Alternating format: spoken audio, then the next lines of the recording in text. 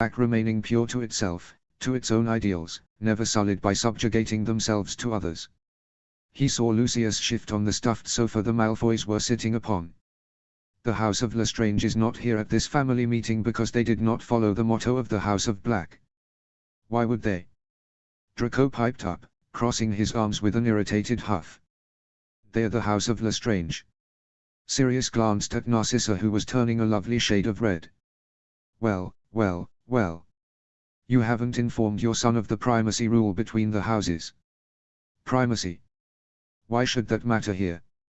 Draco spoke before his mother could, and she turned to him swiftly. Be quiet, Draco. Narcissa ordered. You are not to say another word.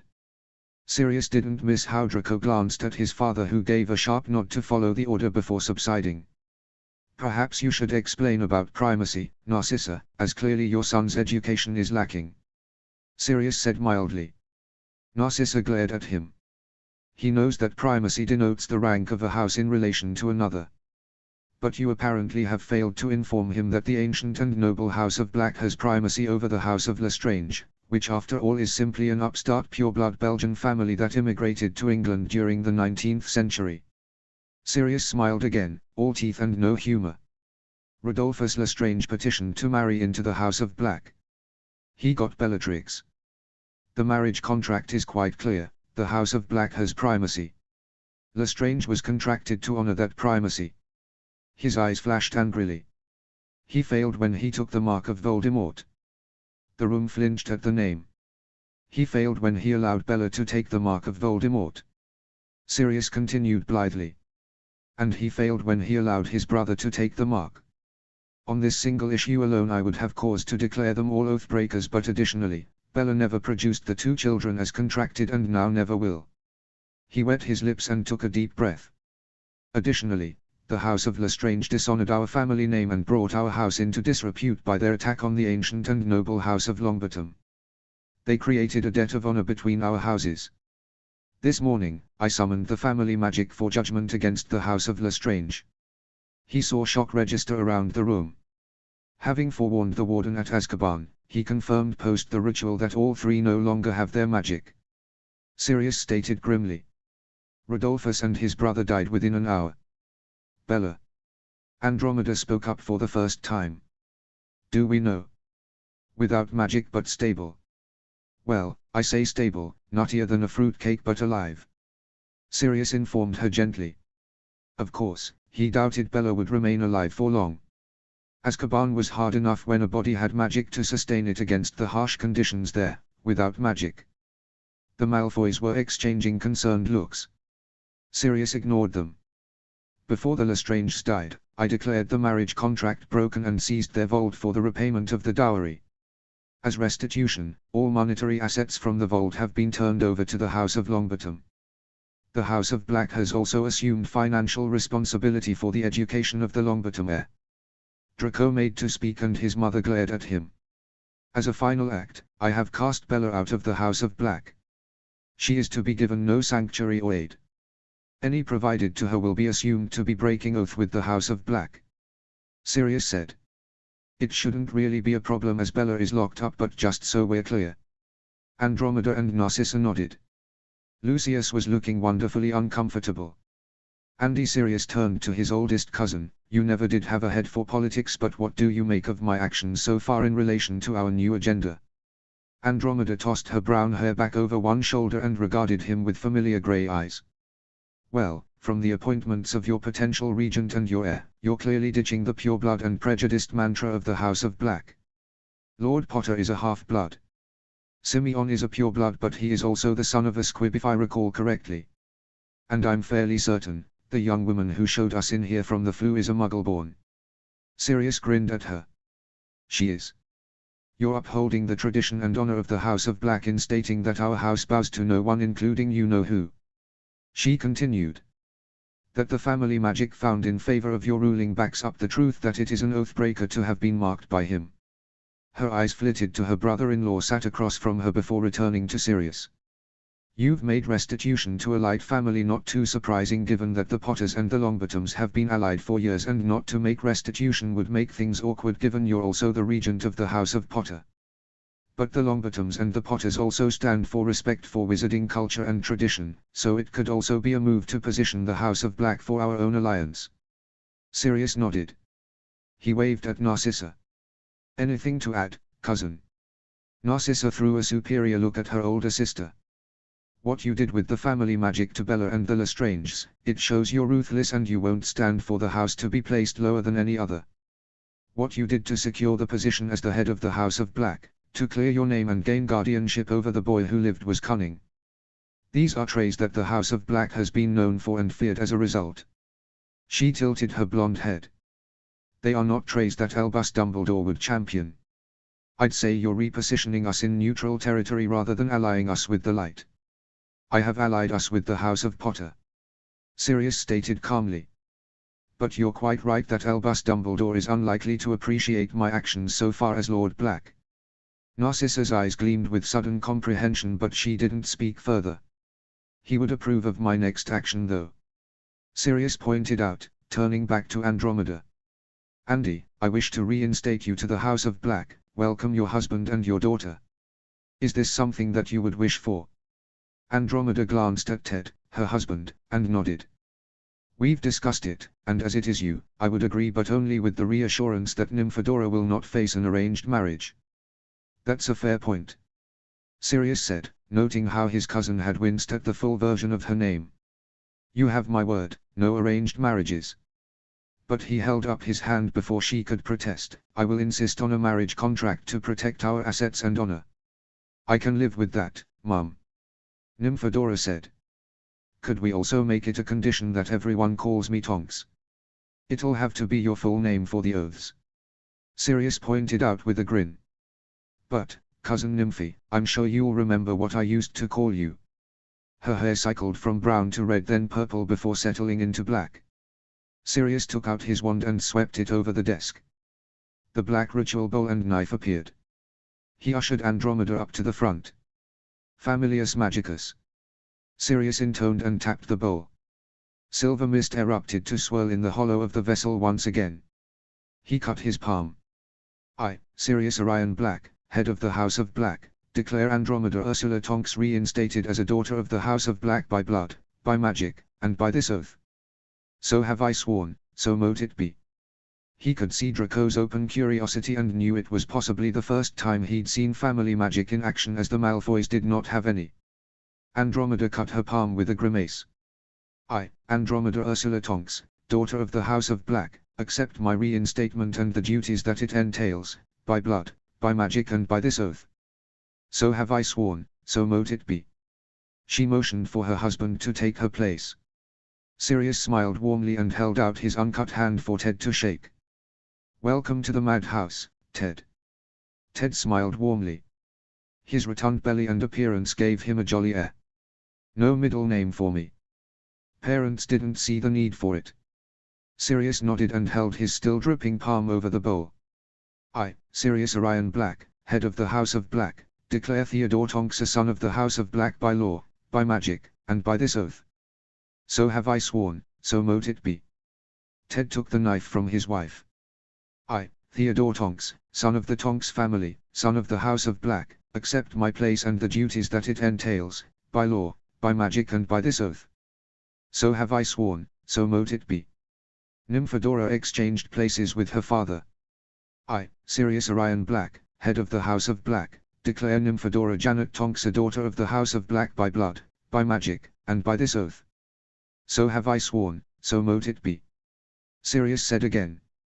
I, Nymphadora Janet Tonks, daughter of the Tonks family, daughter of the House of Black, accept my place and the duties that it entails, by blood, by magic and by this oath. So have I sworn, so mote it be. The magic swirled upwards then, swarming over the Tonks family for a long moment before settling back into the bowl in the familiar totem. The snake bowed to Sirius and disappeared. Excellent, Sirius said, waving his wand again so the ritual bowl and knife vanished and two envelopes took their place. I have some gifts. The three new members of the House of Black smiled while the Malfoys glowered in the background. Firstly, Andy and Ted, here is the details of your new vault at Gringotts. You've received the dowry that would have been bestowed had the family agreed to the match at the time. There is also the deed for the summer property in Spain which I know was always and is favorite. It is entailed to the House of Black though and will return to me or my heir on your death, but it is yours for the rest of your lives. Sirius handed over the envelope. You'll need to speak to Remus about arranging a portkey and the state of the property. Andromeda took it and, in a surprise move, hugged Sirius. He patted her back awkwardly as she sniffed and held back tears. Thank you, she said, releasing him. Sirius cleared his throat and picked up the last envelope. NYM, Tonks, he corrected as she glared at him, a trust vault has been set up for you. Its value is equivalent to that should you have been recognized as a black from birth. You're in paid employment as an ERA trainee now rather than continuing your education, so there will be no additional funds. However, you should find this is a nice nest egg. Tonks hugged him too and took her envelope with a grin. Thank you. You were always my favorite cousin when I was a kid. Sirius didn't point out that until his incarceration he'd been the only cousin who had visited them when Tonks had been small. He turned to Andromeda. A couple of things, Andy. Firstly, I'd like you to teach our heir about wizarding etiquette. He's lived among muggles and Dumbledore hasn't seen to this part of his education, it seems. I'd be honored, Andromeda said. Excellent, Sirius said, relieved that he wouldn't have to do it. Secondly, I owe a life debt to a Miss Hermione Granger.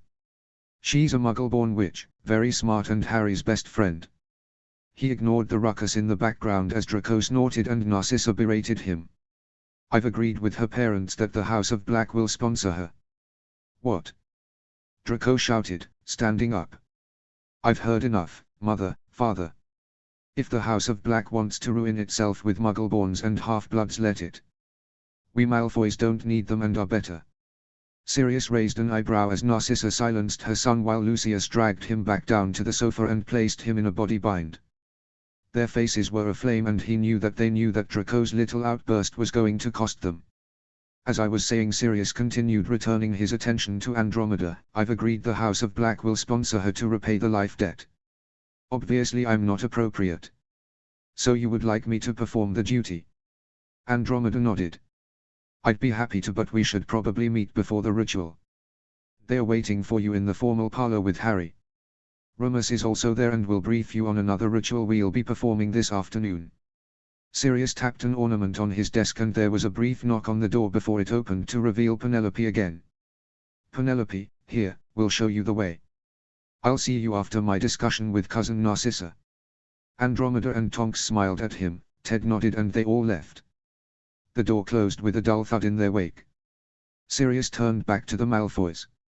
Lucius was almost white with fear. Sirius knew that Sirius knew he wore the mark, and given what had happened to the Lestranges, Lucius couldn't expect any other treatment.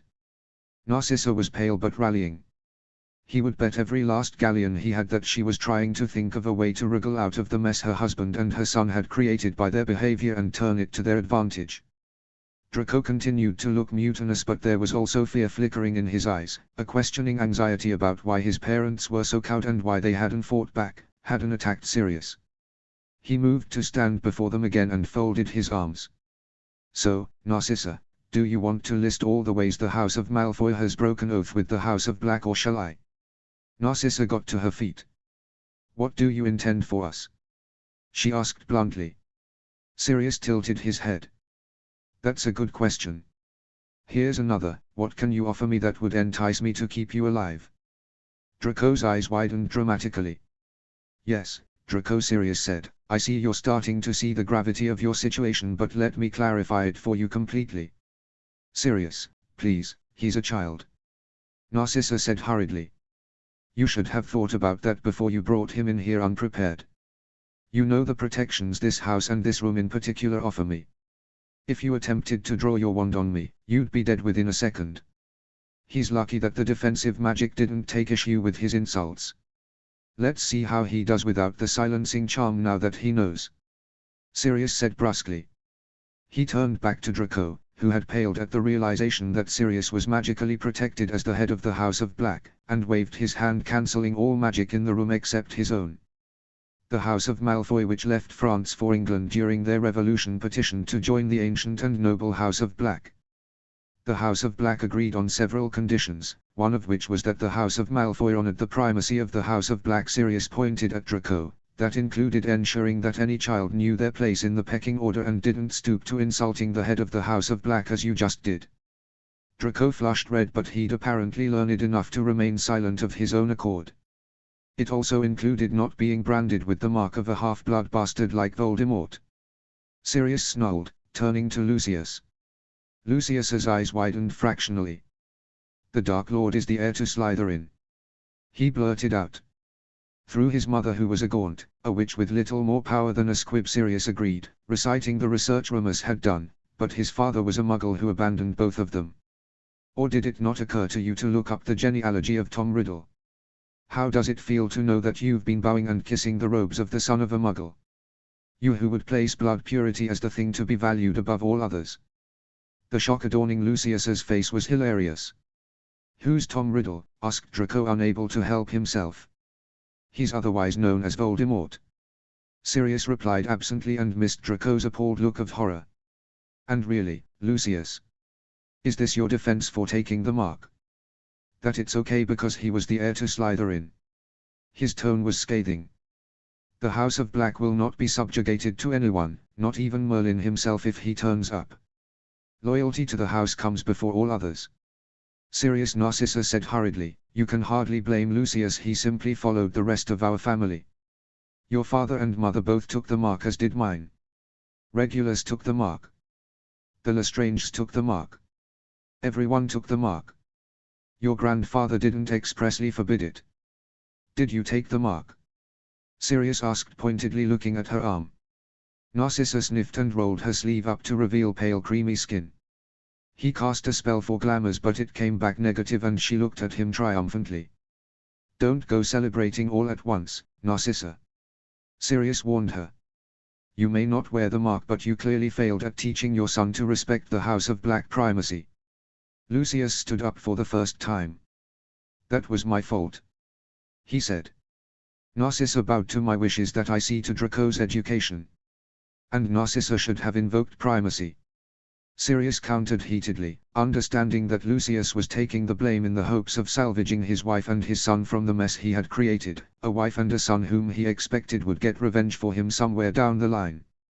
She was the Black. "With respect, Sirius, who was I to turn to if Lucius objected?" Narcissa said defensively. "My father was dead, mother took herself off to France, and your grandfather locked himself into the country estate and refused all visitors and owls. There was no agreed heir upon his death. The House of Black has been disrepair and without guidance for years. Primacy seemed moot at the time I acquiesced on the issue of education. Do you fear your husband that much that you felt you would need to seek the intervention of the House of Black if you insisted on overseeing your child's education?" Sirius asked. "I do not fear Lucius," Narcissa retorted. "I did insist on Hogwarts and Lucius did follow me in that regard, so I would have stood my ground if I thought it necessary. I did not. The House of Malfoy was gaining prominence, unlike the House of Black that was floundering. It was against the contract, yes, but at the time it seemed a sensible decision. Even you must see that. So Lucius has been a good husband then?" Sirius asked, as though the answer didn't matter to him. He could see Draco look bewildered at his father's continuing silence. "Lucius has been an acceptable husband under the terms of our contract," Narcissa said. "Without looking at either her husband or her son, he has always treated me with respect if not affection. We perhaps have not made the love match I hoped for on my wedding day, but the only complaint that I have is that we only had the one child as contracted. I would have liked more children. However, I know that we both love our one son very much, Sirius, and are united in ensuring his safety and protection." Sirius paced a few steps and back again. "Take a seat," he ordered. He perched on the front of his desk as Lucius and Narcissa sat back down either side of Draco. "Draco, I'm going to start with you," Sirius said. "I have two issues with you. One is the issue of primacy. You've been brought up to be loyal to another house before the House of Black, and that's a problem for me. However, I recognize that this isn't your fault."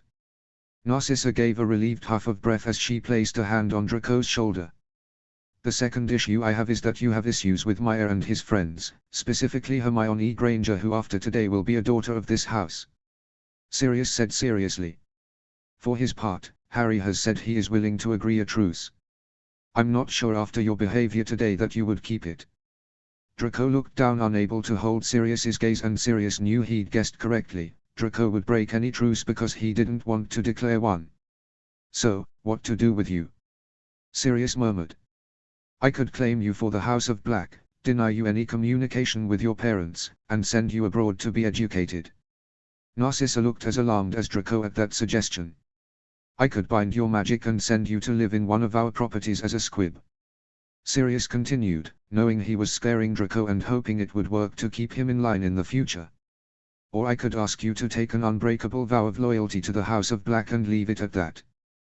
Draco glanced up at the sudden offer of hope. Narcissa. Sirius moved on, giving Draco time to mull over the options. I find that you've broken your oath by allowing the primacy of the House of Black to be disregarded by your husband and your son. However, in mitigation I will agree that you were left without guidance. As you haven't taken the mark, in many respects I could consider your transgression minor. As with Draco, I am therefore uncertain as to what I shall do with you. I could cast you out. I could summon judgment and see what the family magic makes of your actions, whether it would accept the mitigation you offer. I could ask you to take an unbreakable vow.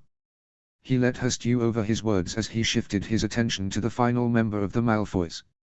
Lucius, I find that you've broken your oath by allowing the primacy of the House of Black to be disregarded by your son, by ignoring the primacy of your wife within your relationship in regards to your son's education and the number of children she bore, by taking the mark of Voldemort and subjugating yourself to the will of Voldemort. Sirius said. If that were the extent of your crimes, you might be in the same boat as your wife and child, but I know the truth of how Death Eater qualifies for that mark. Draco sent a questioning look towards his father, which Lucius ignored. Sirius didn't. Has he never told you, Draco? Sirius asked. Sirius, please. Narcissa tried to intervene again. To gain the mark in the service of Voldemort requires a blood sacrifice, a murder. Sirius stated firmly. Draco actually did look horrified as he stared at his father. You murdered someone. It was a war, Draco. People died. Lucius said coldly, his hand twisting atop the cane he held. Do you think people just believed Lord Black here was a mass murderer without prior reason? He killed 23 of the Dark Lord's supporters himself. I killed once in the service of the Dark Lord and did not kill again. He has more blood on his hands. I think my official count was 18 actually. Sirius corrected with a humorless smile. 20 if you count the Lestranges. Draco was aghast. However, the difference between you and I, Lucius Sirius continued unperturbed, is that every Death Eater life I took in defense of my life or others as a hit wizard. You, on the other hand, took the life of an innocent who wasn't even part of the fight. You targeted someone based on their blood status, tortured and killed them, and so like the Lestranges you have brought dishonor to the House of Black. There is no dishonor, it was only a muggle. Lucius retorted. He flushed red then white as he realized he'd admitted to murder. Draco looked relieved that it was a muggle, as he'd clearly been brought up to believe that wizards were better and muggles were no more than cattle, but his expression changed to abashment at Sirius's hard look. A life is a life, Malfoy. Sirius said with icy anger. I didn't have a choice. Lucius shot back. Sirius glared at him. Are you really going to try that idiotic imperious defense on me? Lucius glared right back at him. I was under the imperious curse when I was captured at the Ministry the day after the Dark Lord was vanquished. But not when you killed the muggle. Sirius pointed out ruthlessly. I might as well have been. Lucius protested. I was taken by my father and my father-in-law. I was surrounded by friends and business associates. I had about as much choice in the matter as someone under the imperious. After the muggle, I claimed that if I was to truly exploit my position with the Ministry and the Wizengamot to the Dark Lord's benefit, my wand had to remain clean of dark magic. I won't deny that I agreed with his politics and his agenda, but I wanted nothing to do with the killing. There were other choices, Lucius Sirius said, and I'm not sure I believe that the muggle was your one and only. I'm not sure you were that clean. We don't all have your Gryffindor courage, Sirius. Narcissa spoke up fiercely. Where were we supposed to go for help? The great Albus Dumbledore. Her words were a sneer, and on one level Sirius knew she was right. The war had offered two sides, and each was very unwelcoming to the other, fanatical in being as different as possible from each other. He had no idea how the neutral families had held out pulled between them. We would have ended up like Severus, a slave to two masters. Narcissa continued unabated. Her words had her son's mouth dropping open in surprise. Sirius wondered what had surprised him, that Severus had been a double agent, or that Narcissa had expressed the view that service to the Dark Lord was the equivalent of slavery. Evidently much of Draco's worldview was taking a battering. Look, Sirius. Narcissa took a deep breath, calming herself. You asked what we could offer to entice you to keep us alive, and to that I say that I meant every word in our letter of reply to the announcement that there was a Lord Black. We have political connections and wealth to aid and support the House of Black. She smoothed the fall of her robes. The two houses you've mentioned to date are light, egalitarian about blood status, but with a history of respect for wizarding tradition. I believe you will probably make headway in gaining a number of neutral families by showing an independence from Dumbledore. Many of the old Black alliances will not resume, though. They are committed to a pure-blood agenda, as you know. However, we could provide the bridge for mutual areas of agreement and use our wealth to support that. You need us alive to do that. Sirius admired her spunk and political insight. She had always had a flair for it. And she was right. It was the reason why Cornelius and he had agreed that it would be better to have Lucius remain in the game rather than take him out.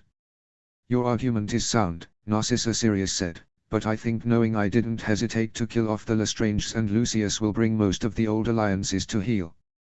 My reputation as a mass murderer may come in very handy, don't you think? And for those that don't bow to the threat, well, Cornelius turns out to be quite the player. The amount of dirt he had on everyone was truly impressive. He held her gaze coldly. What else do you have for me? There was a tense silence as Narcissa looked away, unable to argue with him.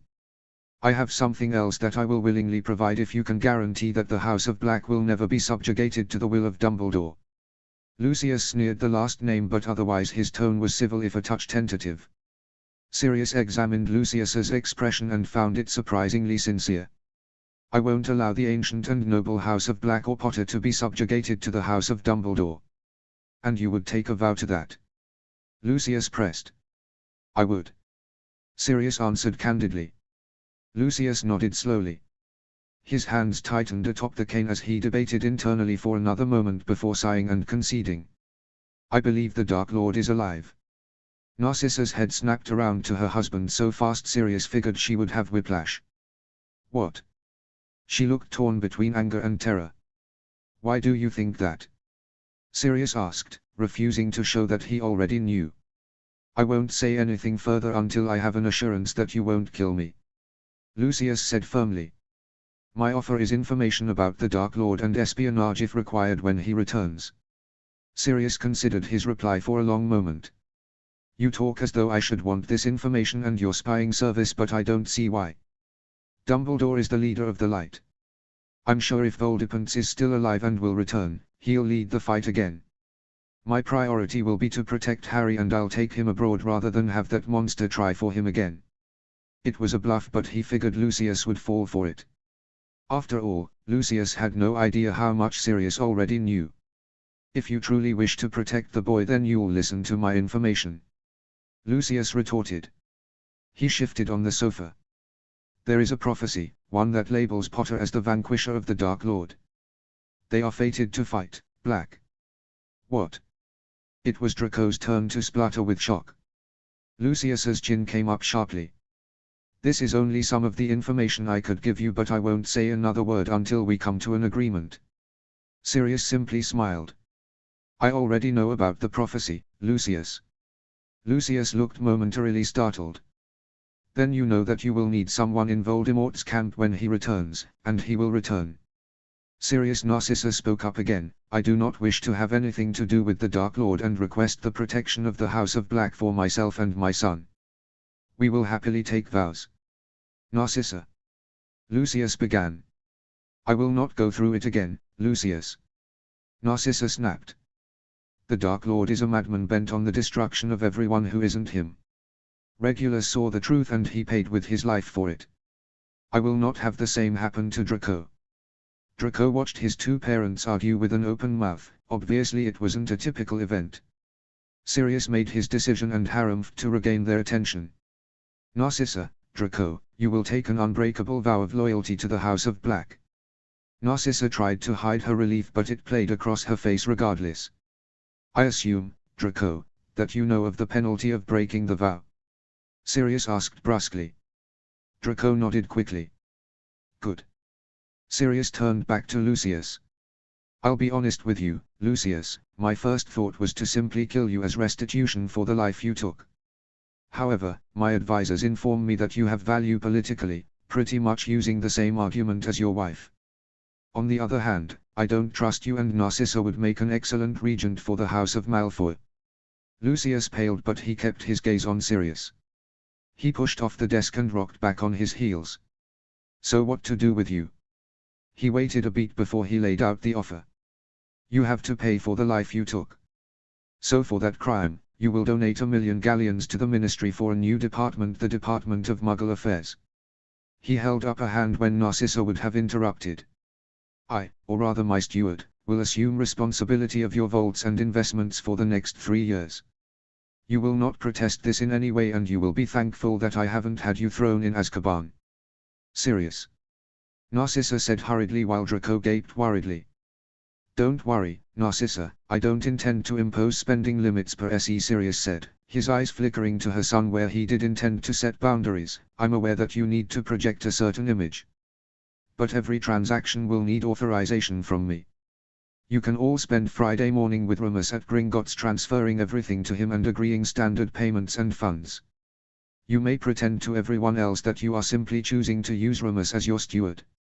Narcissa nodded her agreement and stared pointedly at Lucius, who did the same with reluctance. If you refrain from killing or assaulting anyone by the time Maya comes of age, and if you have made yourself useful, I may return your financial assets to you, Lucius. Sirius said. Very well. Lucius agreed stiffly. Sirius clapped his hands together. Good. You will also, like your wife and son, take an unbreakable vow of loyalty to the House of Black. After which, Lucius, I will put you under Familius Magicus Veritas while you give me the information you offered. It was a type of truth spell, compelling any family member to reply to the head of the house with honesty. If I hear anything in your answers that I dislike, you will face judgment. Lucius scowled and nodded. Vows then. Sirius drew his wand and tapped the desk.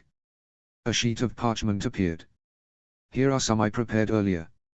He handed them over to Narcissa. She raised one perfectly arched eyebrow at him. These are very specific. You're free to refuse and I'll choose another option for you. Sirius said. All three Malfoys squirmed under his hard gaze but nodded.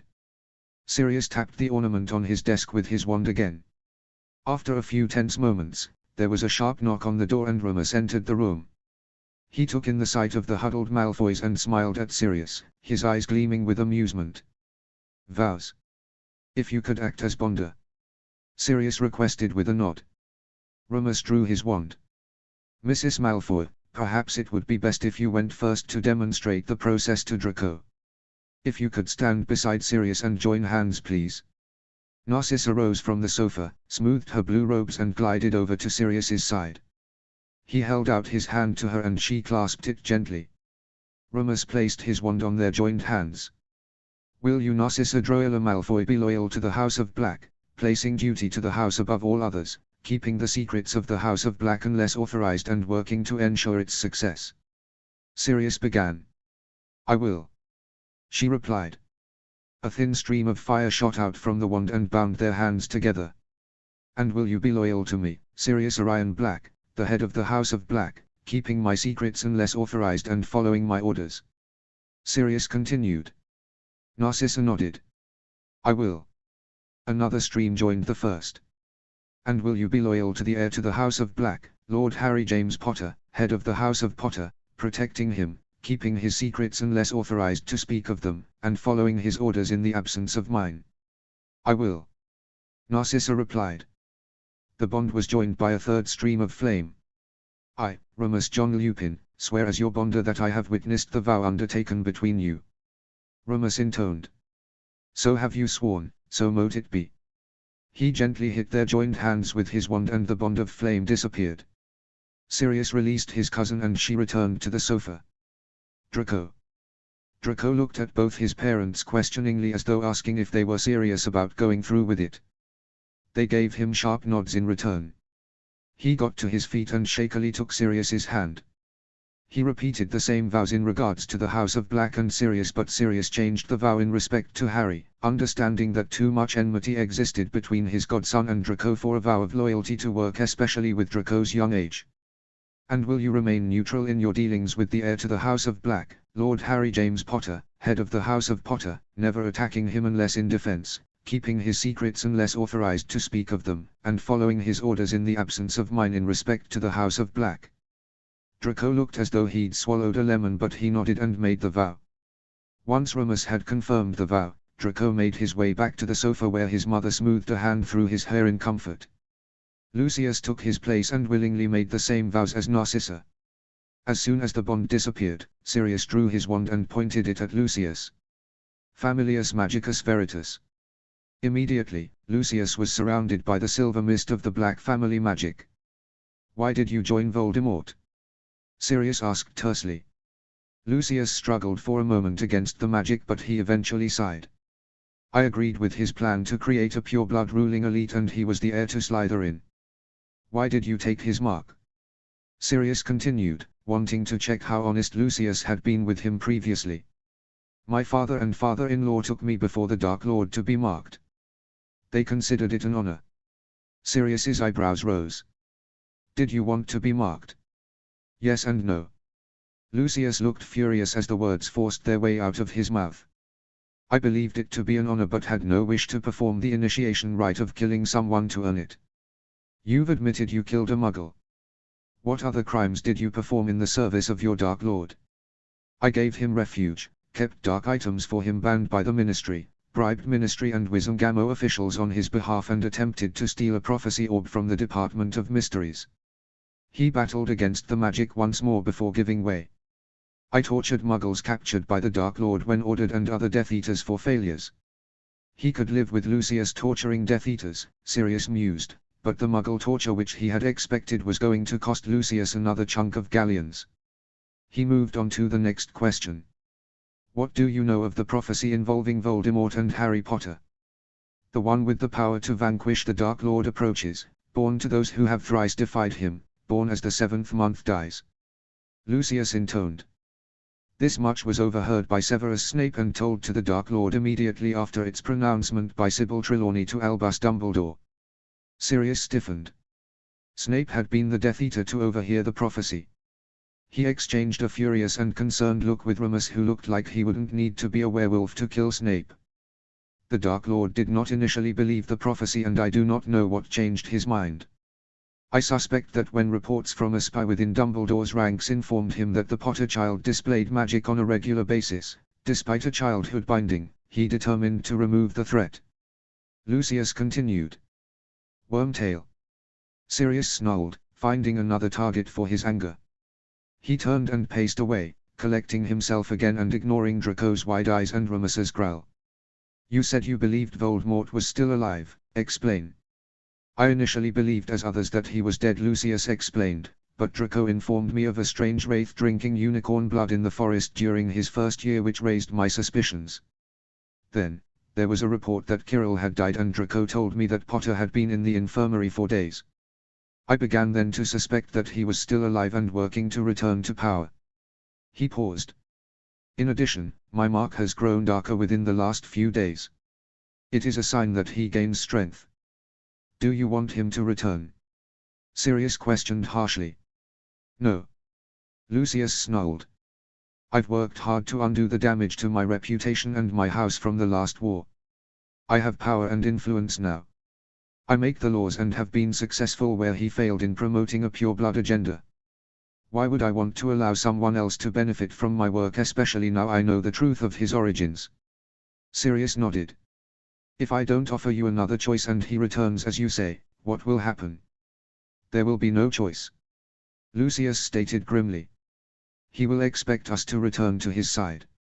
He will demand it, and he will kill any who disobey. He glowered defiantly at Sirius. He will control us as surely as though he had us under the Imperious curse. He paused momentarily, unless there is another choice. Sirius threw a look at Remus, who nodded gravely.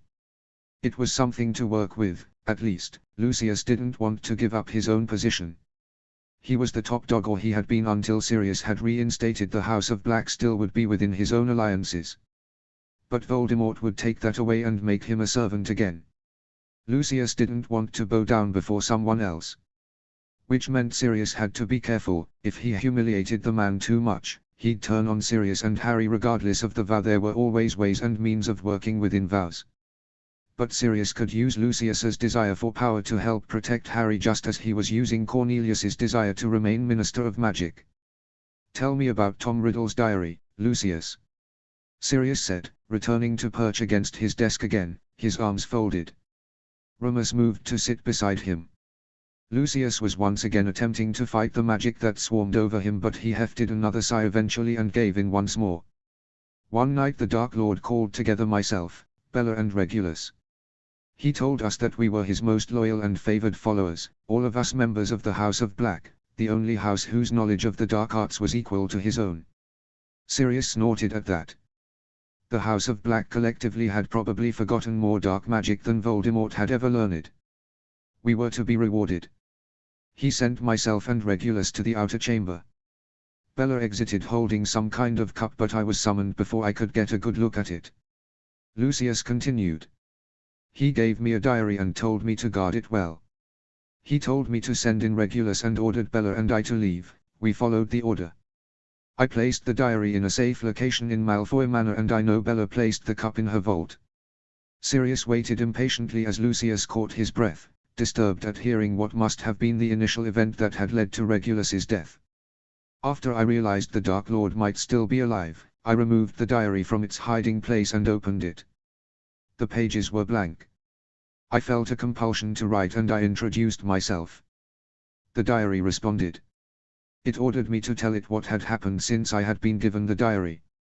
It proclaimed to be an echo of the Dark Lord and held the key to returning him to life.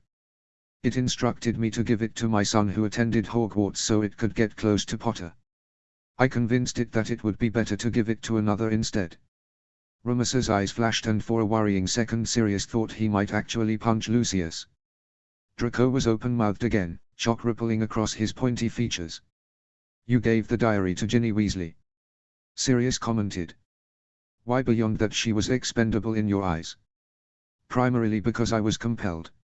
Secondly, her father was trying to get legislation through that I disagreed with. The political embarrassment of his only daughter being found in possession of a dark object would likely derail it. Thirdly, I knew through Draco that the Weasleys were close to Potter," Lucius said. "And lastly, I believed it likely that her overbearing mother would find the cursed thing before it ever made it to Hogwarts, or that she herself would hand it to her father." "You intended for it to be found?" Remus asked, surprised.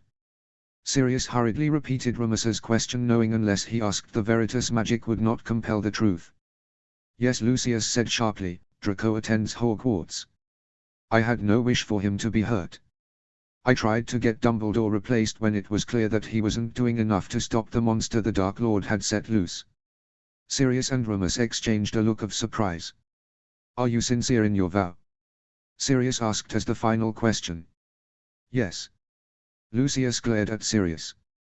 "I will not follow that bumbling old fool, but I will follow the House of Black, even one headed by you and Potter, rather than the Dark Lord, if it means I keep my magic and my life is spared." Honesty was a beautiful thing, Sirius thought as he registered Lucius's selfish motivations. He cancelled the Veritas with a wave of his wand, and Lucius sagged as though tired. Sirius pondered his words carefully.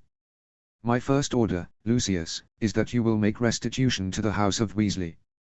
I will approach them on your behalf with an offer to assume financial responsibility for Ginny Weasley's remaining education up to and including a mastery, and pay any medical bills associated with healing the possession of the diary," Sirius said firmly. "I will request this is a private restitution rather than a public one, given the sensitive nature of what occurred. I doubt Arthur Weasley will argue. That will protect your political reputation. Similarly, the $1.5 million galleon donation for the new department in restitution for the death of the Muggle and torture of others will be through me. protecting you from the fallout of donating to a cause that would horrify your alliances. Lucius bowed his head in relief. My second order to all three of you is that you will do nothing willingly to harm me, my heir, the associates and the allies of the House of Black. Sirius glanced toward Draco. I gave you some leeway in your vow in regards Harry because you're young and stupid. Draco flushed. But realize this is an order. Under the terms of the vow that means you follow it or lose your life. You therefore cannot harm Harry or Hermione with this order. You cannot call them names or taunt them, as that constitutes bullying behavior that harms them. Do you understand? Draco nodded rapidly.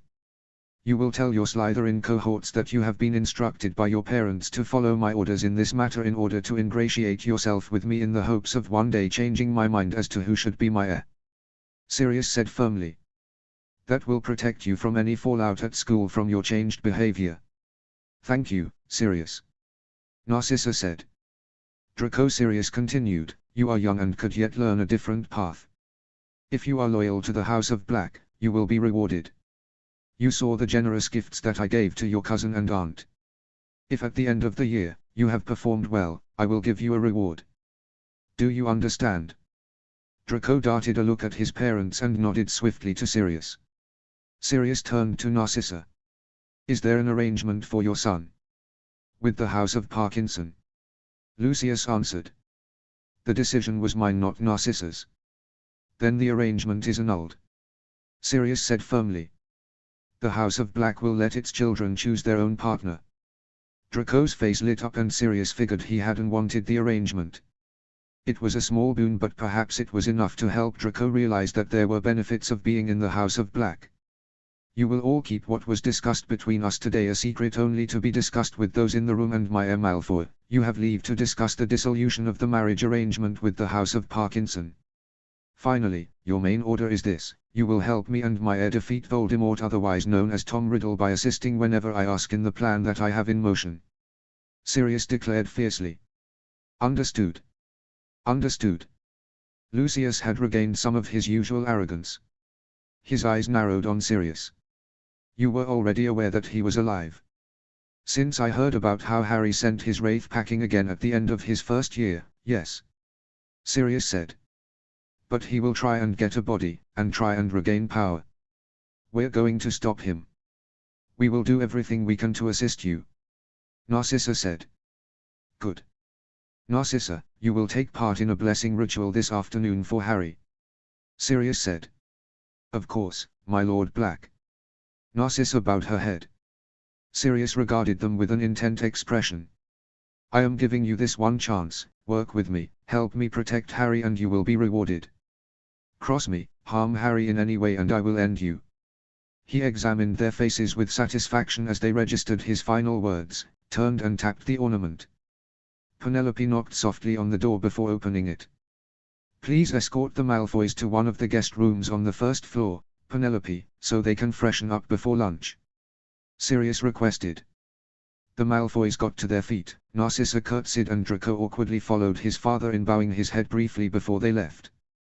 The door closed behind them and Sirius let out a slow breath, rolling his shoulders to ease the tension that had gathered there. Remus gave a small cough. You okay, Padfoot? I feel dirty. Sirius admitted. I feel like I'll take a million showers and will never be clean again. Well, we have made a deal with the devil.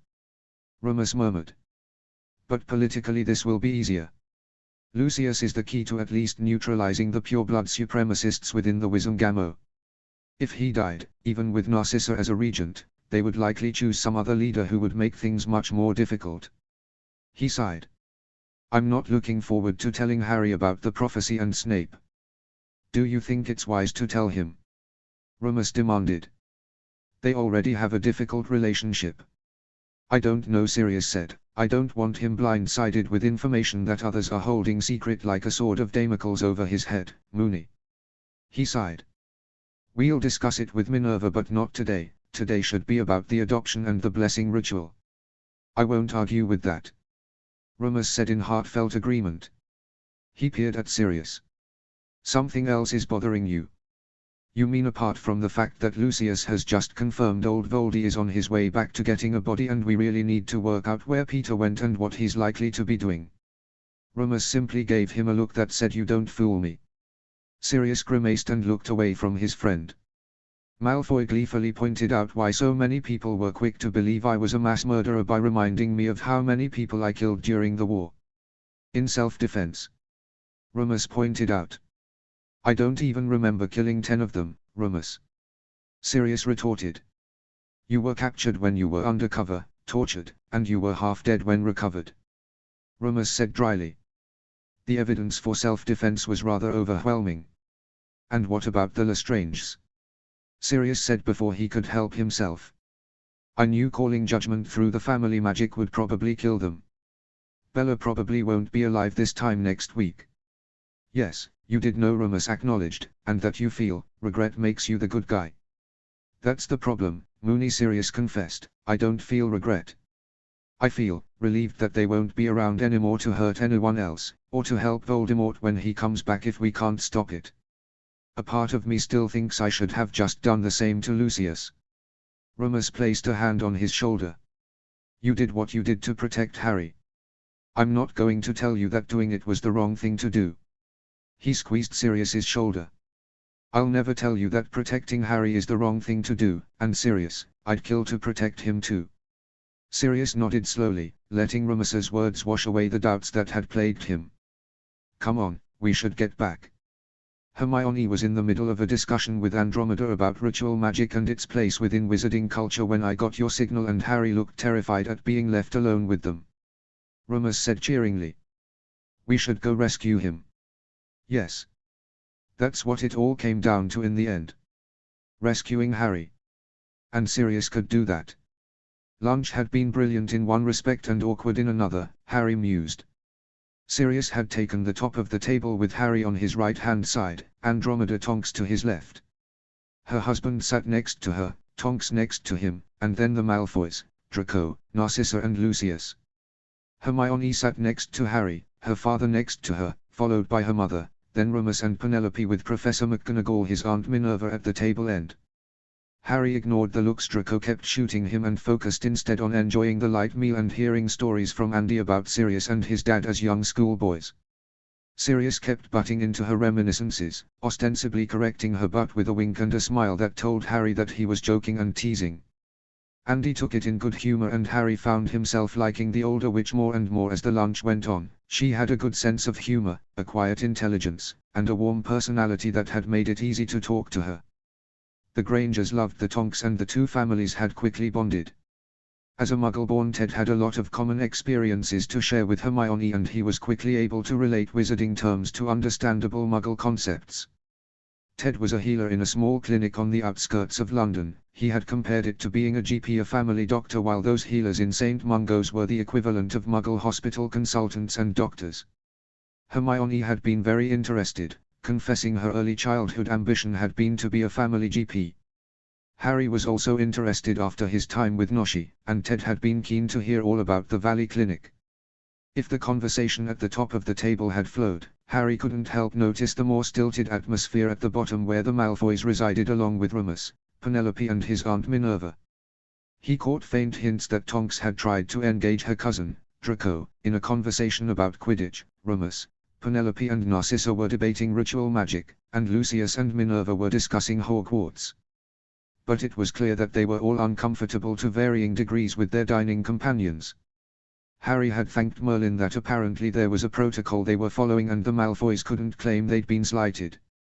But lunch was over and they were all making their way to the formal parlor to greet the additional guests joining them for the various rituals. Harry entered at Sirius's side.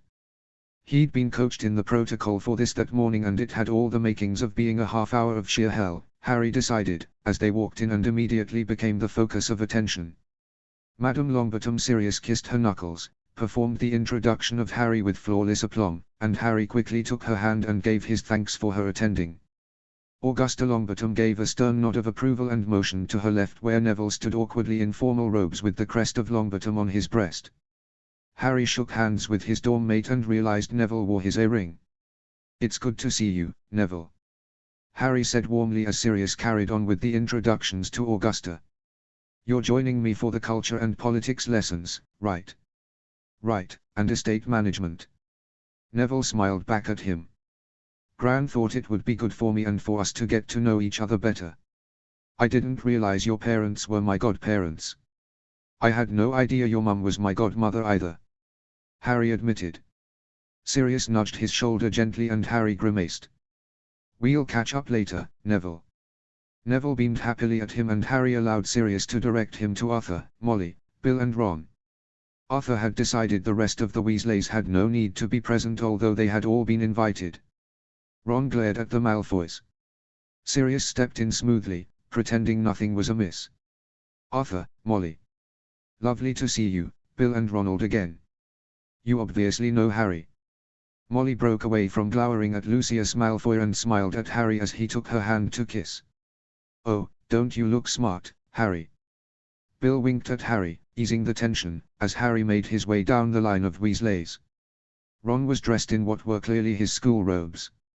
He leaned in when Harry took his hand. "What is Malfoy doing here?" "Cousins," Harry said succinctly. "We're kind of stuck with them." Ron didn't look happy and Harry thanked Merlin when Sirius moved them on again.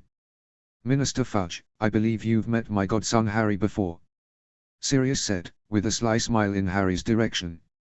"Yes, indeed." Cornelius smiled at him brightly. "You're looking very well, Harry. Obviously being with your godfather suits you." "Thank you," Harry said politely, "and for coming today to be a witness.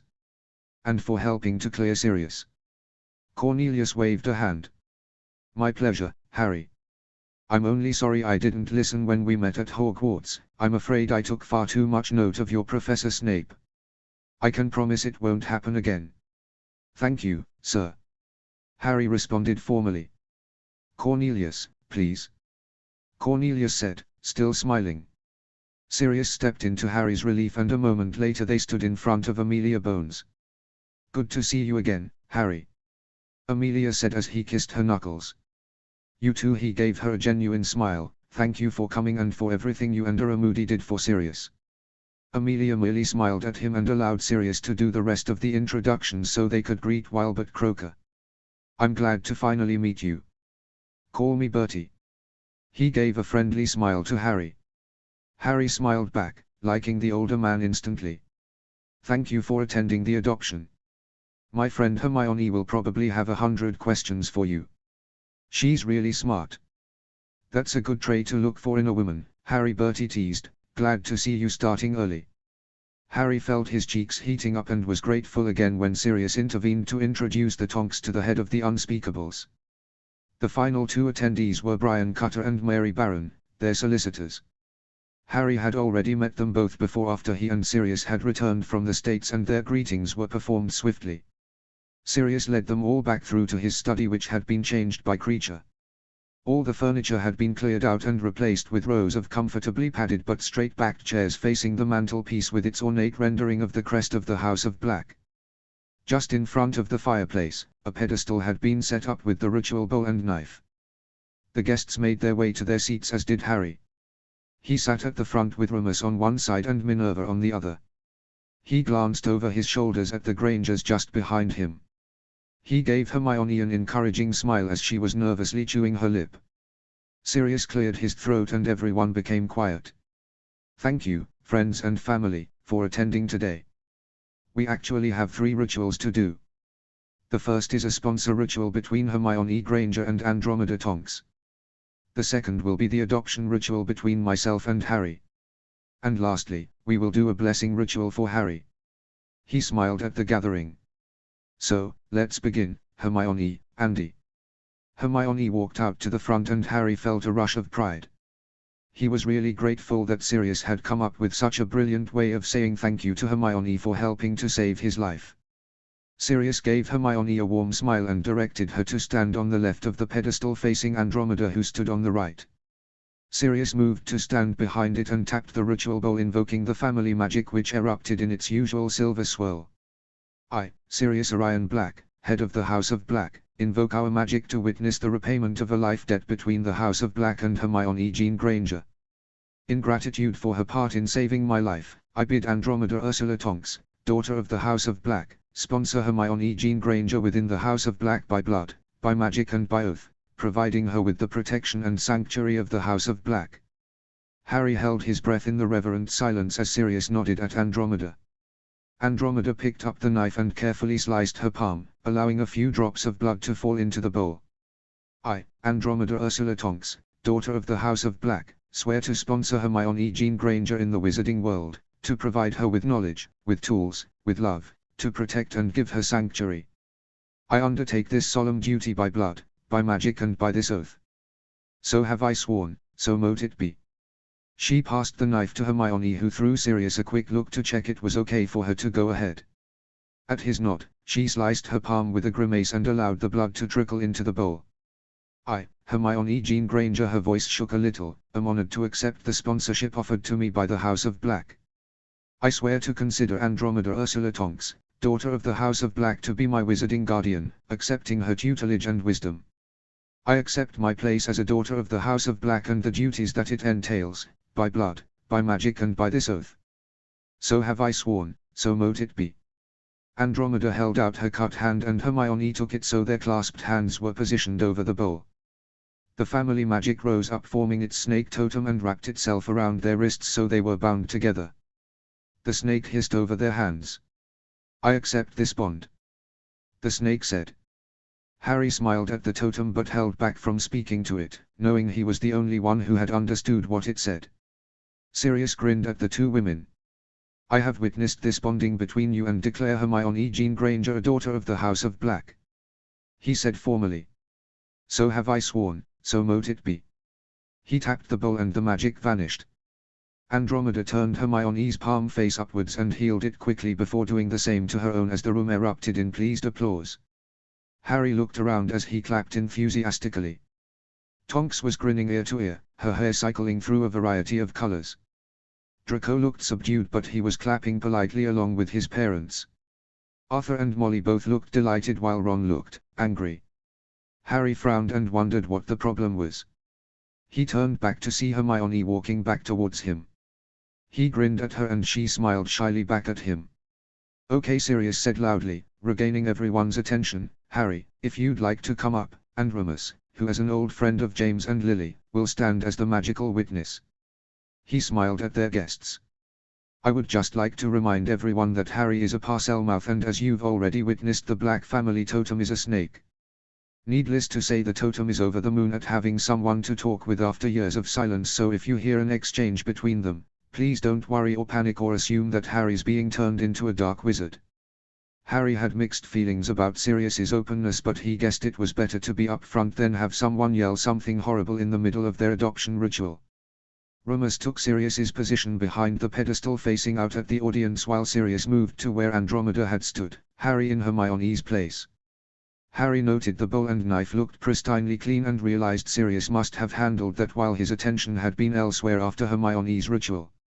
Sirius winked at him, Remus smiled, and Harry remembered to breathe. "Ready?" Sirius asked quietly. Harry nodded. They both tapped the ritual bowl at the same time and called their family magic. Gold and silver sparkles swirled into the air. "I, Sirius Orion Black, head of the House of Black, invoke the magic of the House of Black to witness our adoption of Harry James Potter, head of the House of Potter, heir to the House of Black, by blood, by magic, and by oath. I, Harry James Potter, head of the House of Potter, invoke the magic of the House of Potter to witness my adoption by Sirius Orion Black, head of the House of Black, son of the House of Potter, by blood, by magic, and by oath." There was a surprised murmur as the audience remembered that Sirius had been given sanctuary within the Potter family, that unusually both family magics would come into play with the adoption. "I, Remus John Lupin, steward of the House of Black, steward of the House of Potter, brother by magic, by spirit, by heart to James Charles Potter and Lily Elizabeth Potter, stand witness to this adoption." Sirius picked up the knife and cut his palm, dripping the blood into the bowl. "I, Sirius Orion Black, son of the House of Black, son of the House of Potter, brother by blood, by spirit, by heart to James Charles Potter and Lily Elizabeth Potter, invite Harry James Potter, head of the House of Potter, heir to the House of Black, to be my son by blood, by magic, by law, my son by blood, by spirit, by heart, my son by blood, by will, and by oath. So have I sworn, so mote it be. Harry wasn't keen on slicing his palm open, but he did it with the faintest of frowns, and his blood fell from his palm to join Sirius's within the bowl. I, Harry James Potter, son of the House of Potter, son of the House of Black, son by blood, by spirit, by heart to James Charles Potter and Lily Elizabeth Potter, accept Sirius Orion Black, head of the House of Black, son of the House of Potter, as my father by blood, by magic, by law, my father by blood, by spirit, by heart, my father by blood, by will, and by oath. So have I sworn, so mote it be. They joined hands and the magic responded immediately. The snake bound them as it had Andromeda and Hermione, but it waited until the griffin flew up from the bowl and rested atop their hands and gave a fierce cry before it hissed. The griffin and I welcome this bond, youngling. The snake said. Thank you. Harry replied. He looked up into Sirius's inquisitive eyes. The griffin and the snake welcome our bond. Sirius grinned. Thank you. He said to the totems. Remus smiled happily at the two of them. I have witnessed this bonding between you and know it to be true. Sirius Orion Black, you are now the father of Harry James Potter by blood, by magic and by this oath. He said formally. So have I sworn, so mote it be. Harry and Sirius raised their wands and tapped the bowl together. With a final cry and a hiss, goodbye, the totems disappeared once more. Applause filled the room again. Harry looked out at the sea of faces. Neville gave him 2 thumbs up, Hermione was clapping hard enough to hurt her hands, and Ron still looked less than chuffed. Harry shook away the thought. Maybe Ron was just uncomfortable with the pomp and ceremony. His attention snapped back to his palm as Sirius carefully healed it. Sirius squeezed his hand gently before letting go. Okay there, Harry? Sirius asked quietly. Harry nodded. You ready for the next bit? Sirius asked, again keeping his voice low. I think so, Harry smiled warmly, Padfoot. They'd agreed the night before that Dad had too much association with James for both of them to be comfortable with Harry calling Sirius that. Instead, Harry would call Sirius his Marauder nickname as a way of acknowledging the change in their relationship. Pronglet. Sirius's eyes sparkled at Harry proudly. Remus couldn't contain himself any longer. He cleared his throat and clapped his hands in delight. With a single mischievous look, Harry knew what Sirius wanted them to do. They both pounced on him in unison, gathering the 3 of them into a brief group hug. Sirius clapped Remus's shoulder and raised his voice. Thank you, Moony. He quietened the room again and Remus returned to his seat. Lastly, we have a blessing ritual for a child's protection by their new adopted family. Sirius explained. It's based on witch magic, so I will stand witness but not take part. It wasn't the full story about the protection spell, but as Sirius and Remus had argued, they didn't want too many people realizing the exact spell Harry's mother had performed, as then they could find a way to undo it. Harry thought it was a sensible precaution given the presence of Malfoy in the room. Will the ladies of the House of Black and Minerva McGonagall please step forward? Sirius requested briskly. Harry found himself facing Minerva over the ritual bowl. She relaxed her stern visage to give him a small smile and he smiled back. Harry, you'll need to take the lead on this one. Sirius said softly. He took a deep breath and calmed his magic before tapping the bowl. Silver and gold erupted in the bowl. I, Harry James Potter, head of the House of Potter, heir of the House of Black, invoke the magic of the House of Potter and the House of Black to witness this blessing. A gasp went up by someone as whoever it was caught on to the fact that Harry could summon both family magics. I, Sirius Orion Black, head of the House of Black, son of the House of Potter, father to Harry James Potter, head of the House of Potter, heir of the House of Black, stand witness to this blessing of my son. Sirius handed Harry the ritual knife. Harry drew it over his palm again, knowing that they had to do it afresh for the magic to work. He frantically tried to remember the ritual words, knowing the form of them changed in the old spell. I, Harry of the House of Potter and the House of Black, son of Lily of the House of Potter, give my blood willingly in this blessing. He placed the knife down beside the bowl. Sirius drew a small vial of blood and a velvet pouch from the pocket of his robes and handed them to Minerva. I, Minerva of the clan McGonagall, stand in the place of Lily of the House of the Potter, mother by blood of Harry of the House of Potter and the House of Black. she withdrew a gold locket from the velvet bag and held it over the ritual bowl. This locket is the symbol of Lily, given to her mother by blood, Marigold of the family Evans, in celebration of motherhood. Harry took hold of the locket with his hand, the chain rubbing painfully against the cut and sending fresh blood running down his palm. He knew he had to remain with his hand holding the locket for the rest of the ritual. Minerva continued. I stand in the place of Petunia of the family Dursley, sister by blood to Lily, aunt by blood to Harry, and who gives her blood freely in this blessing. Harry knew Remus had spent hours convincing his aunt to give up the blood and the locket. He watched as Minerva tipped out the vial into the ritual bowl and set it aside.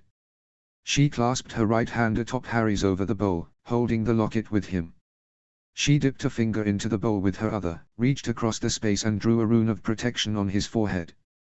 I recognize the willing sacrifice of Lily of the House of Potter in protection of her son. In the place of Lily and Petunia, I welcome his new family by blood, the House of Black, and invite them to anchor this blessing by blood, magic and oath. She smiled at him. So have I sworn, so mote it be. Minerva stepped aside and walked around him to place a hand on Harry's right shoulder, looking over towards the remaining women. Andromeda was up next.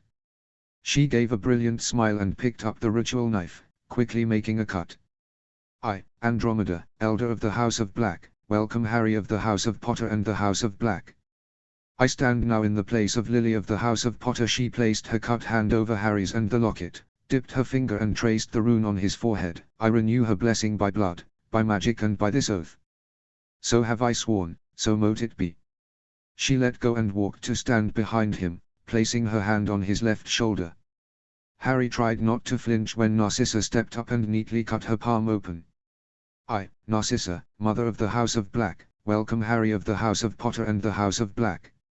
I stand now in the place of Lily of the House of Potter. She wrapped her hand around Harry's hand gently as she coated a finger with her other and drew the rune. I renew her blessing by blood, by magic and by this oath. So have I sworn, so mote it be. She walked swiftly away to take her position behind him. Tonks was next and she winked broadly at Harry as she went through the familiar motions. I, Nymphadora, Maiden of the House of Black, welcome Harry of the House of Potter and the House of Black. I stand now in the place of Lily of the House of Potter. She took hold of his hand and made the rune on his forehead. I renew her blessing by blood, by magic and by this oath. So have I sworn, so mote it be. Hermione was last, stepping up as Tonks placed her hand on Harry's shoulder with her mother and aunt. Harry grinned at Hermione in relief.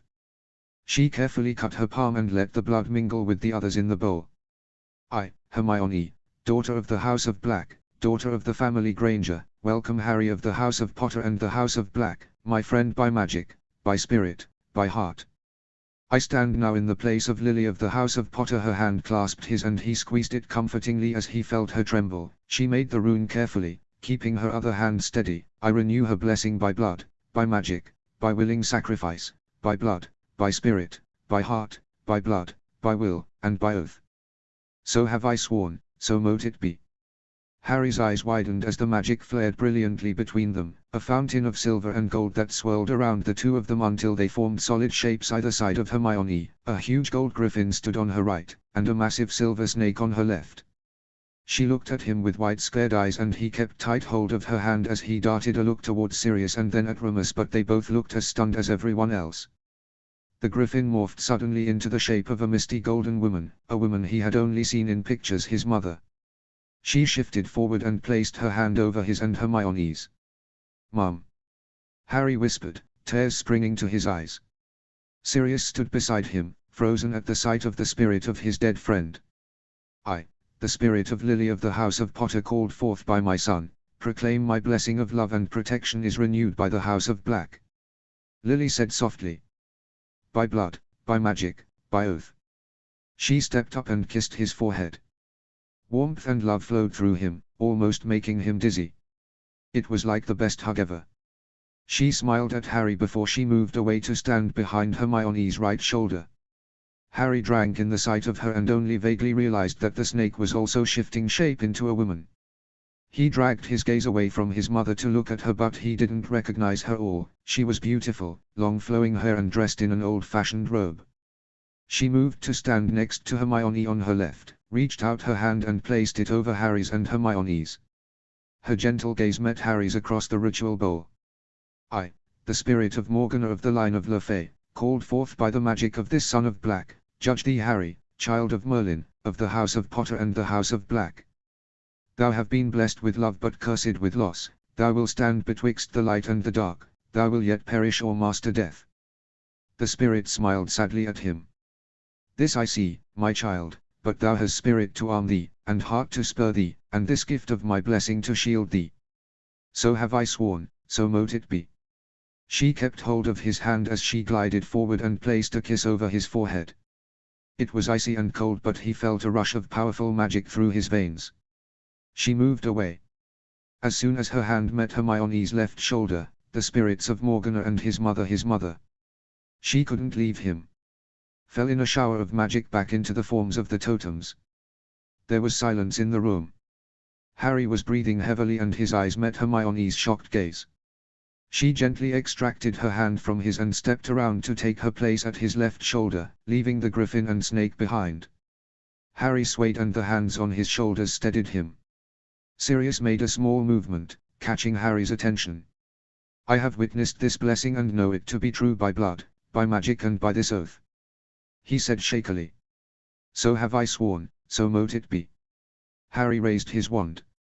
He glanced at the snake which bowed its head before he stared at the griffin desperately wanting to see his mother again. The griffin gave a heartfelt cry as though it too wanted the same as Harry. Sirius cleared his throat and Harry knew he had to end the ritual. He tapped the bowl. The totems dissipated into a cloud of light and then disappeared. Merlin's bloody balls, someone said in the background. Harry's frantic gaze met Sirius's and as Sirius took a step towards him, Harry felt darkness beckon him and he fell into it gratefully. Oh oh oh. Sirius caught Harry before he hit the floor, adrenaline surging through him. Harry. He felt his panic start to escalate as he remained unresponsive. He lowered him down to the floor and searched Harry's neck for a pulse. There was a strong beat against his fingers and he gave a shaky breath. Ted was suddenly beside him waving his wand in a familiar diagnostic pattern. Magical exhaustion, he said crisply. He'll be fine, he just needs bed rest. Which when you consider he managed to call forth the spirit of Morgana Le Fay isn't too surprising. Bertie said beside Ted, peering over his shoulder at Harry. He straightened up. By my authority, this magical event is deemed need to know. Everybody here will take a vow or be obliviated. An outbreak of protests erupted but Sirius ignored them as Remus finally pushed his way through to them. Sirius placed Harry's arm around his neck and lifted him into his arms, staggering as he got up from the floor with Remus's help. Remus, can you work on the vow with Bertie, please? I'll help. Amelia offered immediately, understanding the need for confidentiality. Is Harry going to be okay? Molly asked worriedly, hurrying over as Sirius started for the door. He'll be fine, Sirius said quickly. Minerva, can you come with me? Molly immediately moved to his side. I'll be happy to. I'm sorry, Molly, but the house is under Fidelius and I'm not the secret keeper. Minerva is already aware of where it is, Sirius said, adjusting his hold on Harry as he shifted away from Molly's outstretched arms that had reached for Harry. Thank you for your concern though. He walked out with Minerva just behind him. You're taking him home? Minerva asked as soon as she closed the door behind them. Sirius nodded.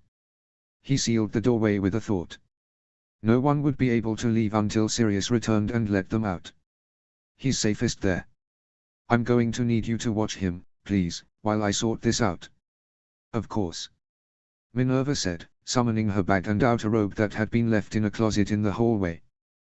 They flew through to Griffin House and Sirius took the stairs swiftly. Dobby popped in as Sirius laid Harry down on the bed. Harry Potter is injured. Magically exhausted, Dobby. Sirius carefully untangled the locket from Harry's hand and placed it on the bedside table.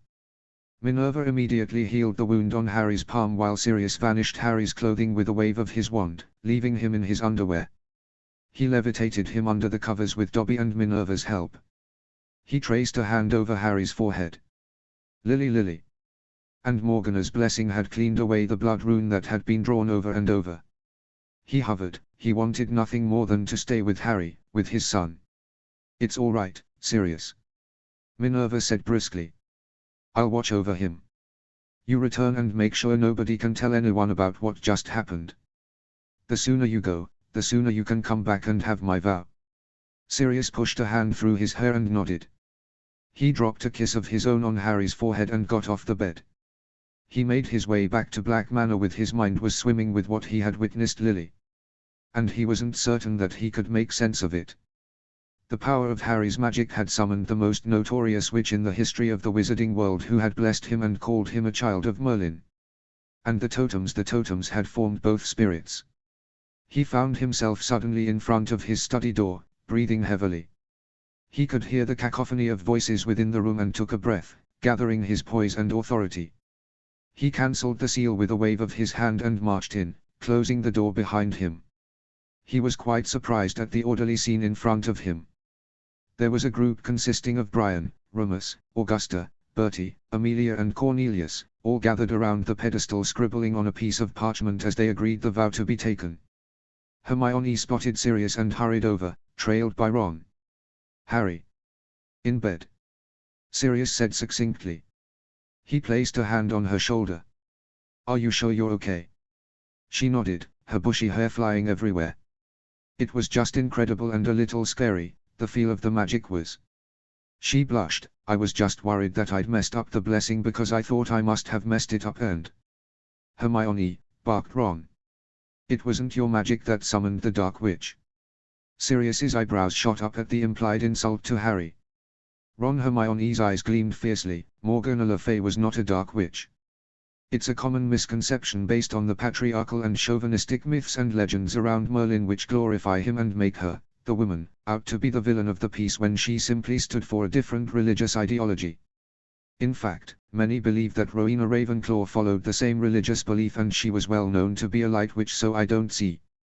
"Indeed, Rowena was a priestess in the old way," Narcissa interrupted.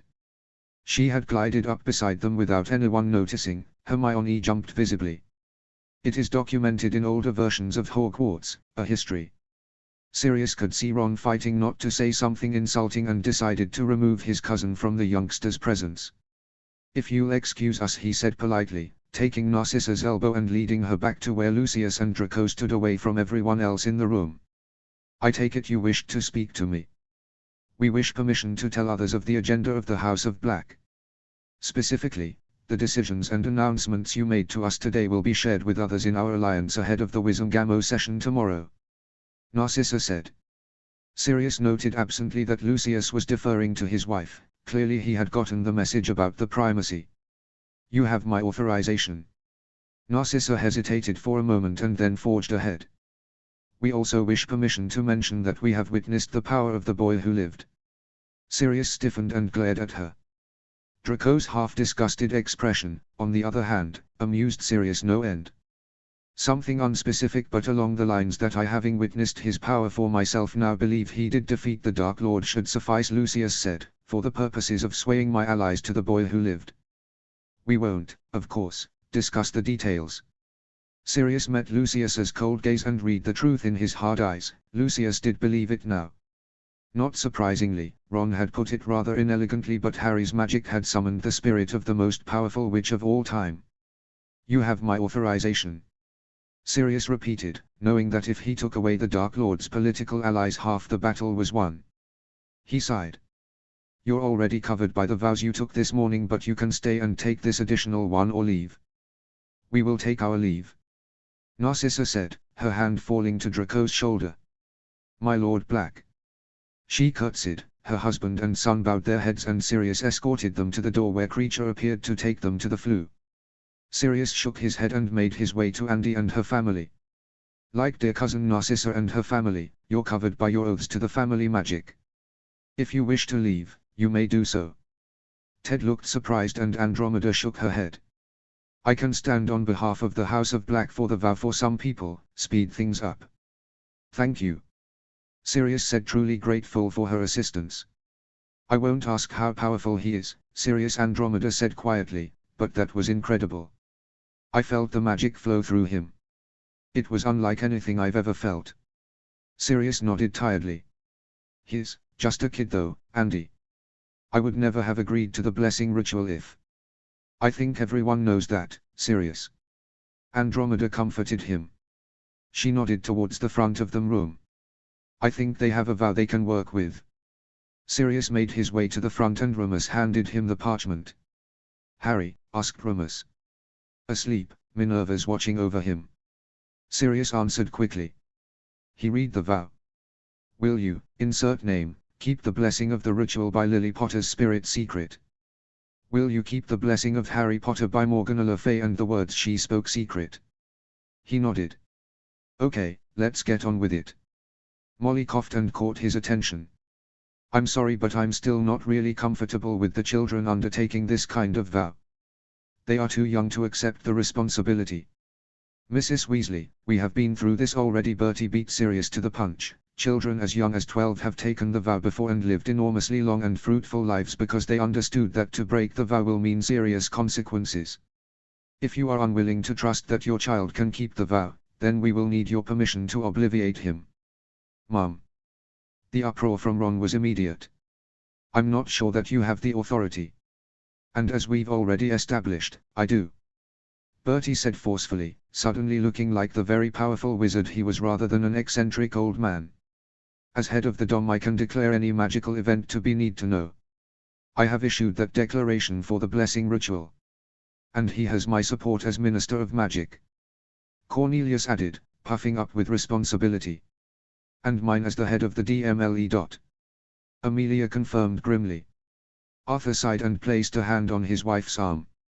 I share your concern, Molly, but as Bertie has said we've already been through this and I think Ron and the others of his age here are aware of how serious it is to keep a vow. Molly subsided again into a chair with a huff. Madam Longbottom. Sirius said.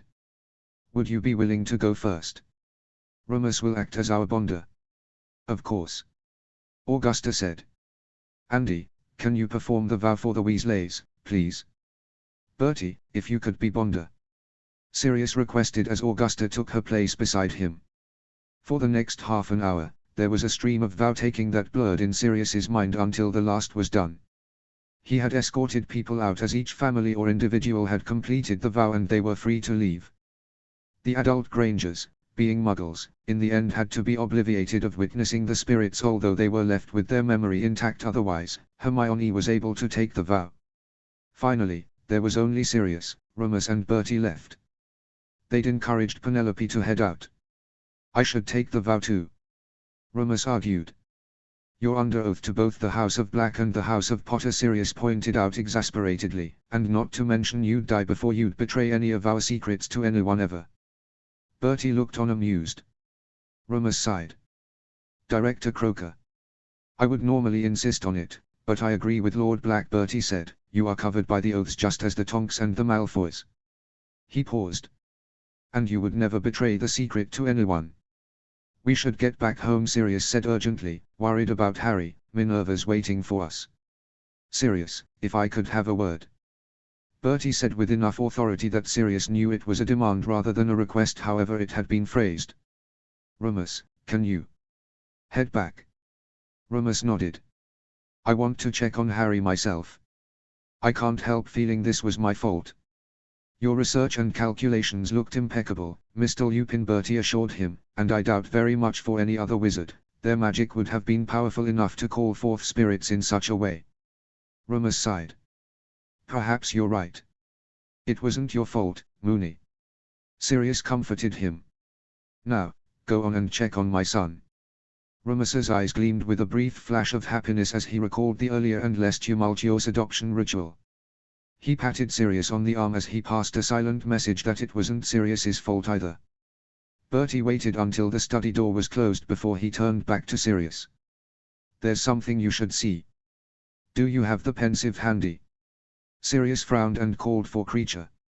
A moment later the pensieve was on the pedestal and Bertie was filling it with a silvery strand. Falling into Bertie's memory was disconcerting, especially when he found himself in the past and the old war office of the Ministry. It was quite a gathering, Sirius realized, old Barty Crouch Sr., Millicent Bagnold, Dumbledore, a less scarred Moody, a young female who Sirius recognized as Annette Kelp, Charles Potter, James and a heavily pregnant Lily. Sirius blinked back tears at the sight of his friends. He knew immediately what they were gathered to discuss, him.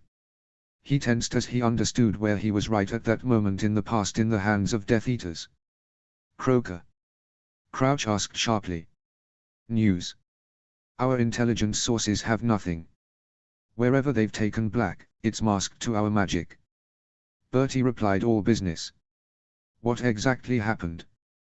That's what I would like to know and have been trying to find out for far too long. Charlas said forcefully. Lord Potter Bagnold said crisply, you are here as a courtesy, nothing more. Charlas's eyes narrowed on the minister. And you are here because I helped to vote you in. Keep in mind, I can vote you out. And I would help him. The sound of his grandfather's voice had Sirius whipping around. Archerus Black stood framed in the doorway, immaculate robes adorned with the black crest fell from his shoulders to the floor in a sweep of black, his graying hair was tied back in a similar style to Charlas, the black ring glinted in the dim light. He entered the room as though uncaring of the glowers and stares. I understand my grandson is missing. Bagnold straightened up sharply. Who told you? Probably a Death Eater. Moody snarled. Archerus merely smiled at him darkly. Somebody will tell me what has happened to my grandson and what is being done to retrieve him, or I will call for a full Wisdom session and vote this entire administration incompetent. Sirius had to admit his grandfather had always had style. And I would help him. Charlas said tersely, folding his arms and staring at his rival. Charlas on the other hand had always had integrity. Sirius missed him badly. Archerus inclined his head. Potter. Black. The two elder statesmen turned to glare in unison at Bagnold. Gentlemen, I'm sure this can be quickly resolved. Dumbledore said smoothly. Young Miss Kelp was just about to give us her report of events. She was unconscious in St. Mungo's until 1 hour ago. She may be able to shed some light on what has happened to our missing friend. Kelp straightened into a position that Sirius remembered from boot camp. I was sent to work with Hit Wizard Black undercover 2 months ago. I posed as his girlfriend. 2 nights ago, at a party, we came across a Muggle smuggling operation where the women were being sold as sex slaves to Death Eaters on the continent. I believed we should perform our duty and protect them. Hit Wizard Black ordered me not to intervene, citing it would blow our cover and that we should wait and report it so a rescue mission could be mounted by others. I disregarded that order, believing Black did not want to intervene because he did not want to save Muggles. Ah, yes. Sirius remembered how the half-blood Kelp had spent every moment of the assignment questioning his orders because of his name, suspicious of his family history and not believing he was on the side of the light. At midnight I entered the room where the Muggles were being kept without Black to release them. She paused. I inadvertently set off an alarm. I was, dueling 2 guards when Hit Wizard Black turned up and took out 1 guard. I stunned the other guard but not before Hit Wizard Black had been hit by some kind of spell. He was alive but unconscious when I checked him. I rescued the Muggles and as I could hear more guards approaching, I used my emergency portkey to travel directly to St. Mungo's with the Muggles and was hit by a hex rendering me unconscious just as the portkey activated. Sirius snorted. He had requested several times for Kelp to be replaced in the belief that she was prejudiced against him and wouldn't follow his orders in a critical situation, and he'd been proven right. Let me get this straight, Moody snarled before anyone else could speak. You disregarded a direct order from a senior officer, who by the way was following protocol and correct in his assessment, took it upon yourself to mount a half-assed rescue mission forcing him into assisting you to save your goddamn life, and then you left him behind, unconscious and defenseless. You screwed months of undercover work and you screwed Black's cover. Sorry, older Bertie muttered beside him, I should have started the memory later. Still, you'll get a kick out of what happens next. Kelp stiffened.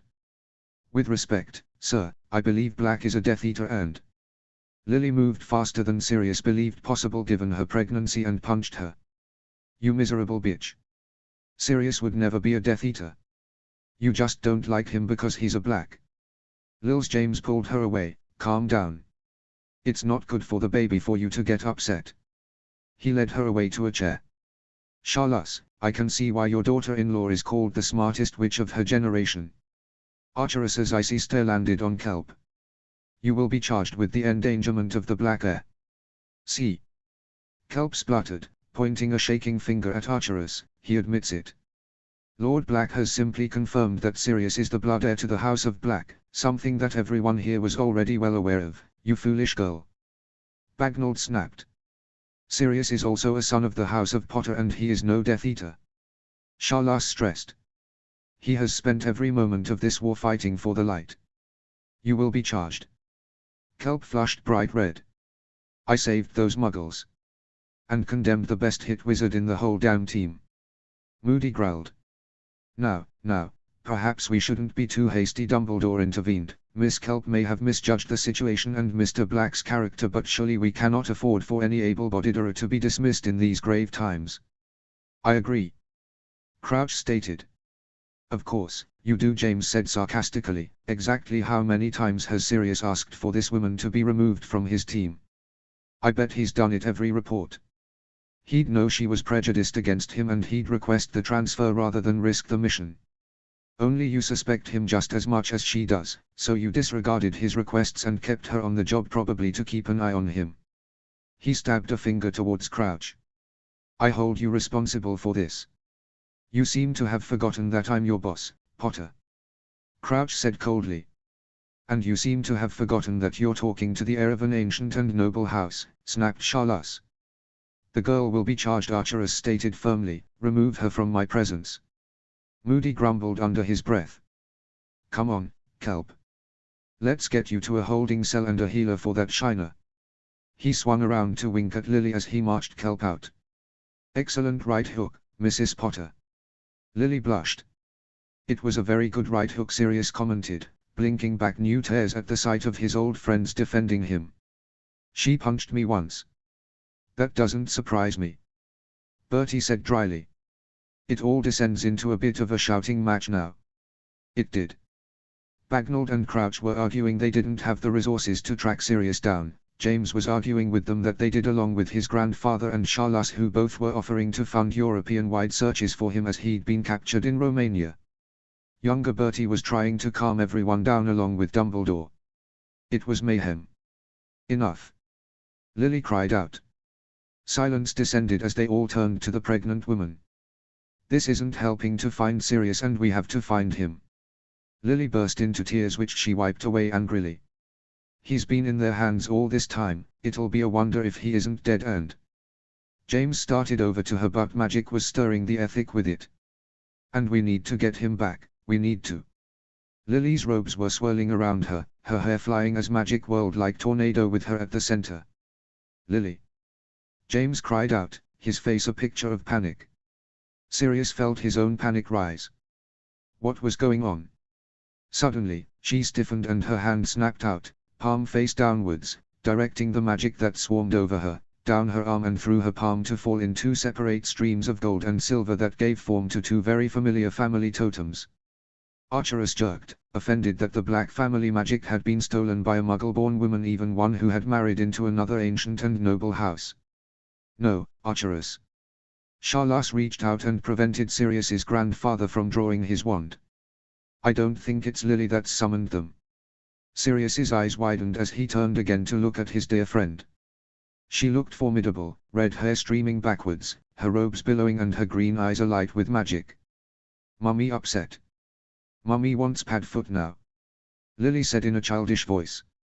Go get Padfoot. The griffin and the snake looked at her and looked at each other. The griffin stooped and the snake wrapped itself around it. The griffin took wing, flying around the room once before surging to the outer wall and disappearing. Sirius tore his eyes away from the sight of the totems being commanded in such a way. James took a hesitant step towards his wife. Lily. That's not Lily, James, young Bertie commented warily.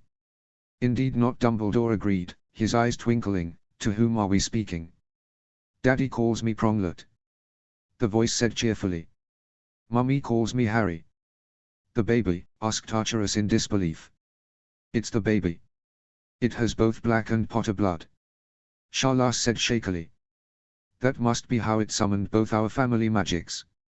Young Bertie turned to look at Lily with open curiosity. Incredible. There is no doubt that the child will be a powerful wizard if its unborn spirit can manifest in such a way. Dumbledore agreed. Pronglet. James looked calm, but Sirius could tell his old friend was worried out of his mind. Pronglet, is Mummy okay? James asked. Lily's head nodded sharply before her eyes widened dramatically. Oh. Oh. James paled. Mummy called me Harry James Potter. Mummy mad at Harry. Her lips trembled as her eyes filled with tears. Well, you did take over Mummy's body, Harry James said reasonably with a shaky laugh. I'm sure Mummy understands that you only wanted to help. Charlas added warmly. But you will need to give Mummy her body back now and return the Potter family magic to me. Your grandfather Potter is quite right, young Harry Archerus added. You'll need to give the Black family magic back to me, your grandfather Black. It's quite dangerous for you. Lily, or rather Harry, pouted. I'm sure, young Harry, you will get both back in time. Archerus said with a smile. Sirius gaped at his grandfather. In fact, I give you my oath, Harry James Potter, heir of the House of Potter, heir to the House of Black, that the Black family magic will one day be yours to command. Archerus promised. And I give you my oath, Harry James Potter, heir of the House of Potter, heir to the House of Black, that the Potter family magic will one day be yours to command. Charlas said formally. Merlin. Sirius breathed out in shock. They both named Harry as an heir back then. Before his birth even. Bertie nodded beside him as his younger version continued to watch. I believe they both meant for Harry to follow after you and James, but yes, they couldn't deny what was rightfully his, what he had successfully summoned. Magic back now. A finger pointed to the center of the room. The griffin flashed in and deposited a form wrapped in a silver snake, which slithered away to reveal Sirius, naked, half dead and bloody. Lily's eyes rolled up and she swooned. James caught her before she hit the floor. He's injured. Archerus said, waving his wand over Sirius. We have to get him to St. Mungo's.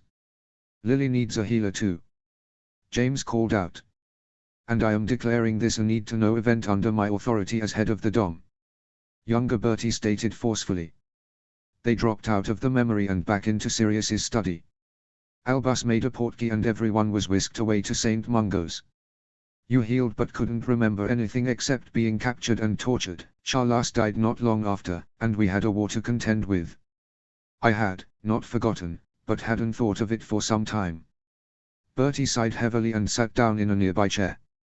Sirius paced back and forth trying to make sense of what he had seen in the memory, what he had seen in the blessing ritual. He stopped. He called the family magic to him when he was an unborn child and it obeyed. He shook his head, closed his eyes briefly and reopened them with a fierce protectiveness, turning the grey dark and foreboding. Did everyone in the room take a vow not to disclose what had happened? No, Bertie said. Archerus and Charlas in a surprise move teamed up and immediately used their family magics to obviate everyone except James and Lily. They also left me because both of them agreed that someone else outside of the families should have the memory of what had happened, and I had been quick to declare the event need to know.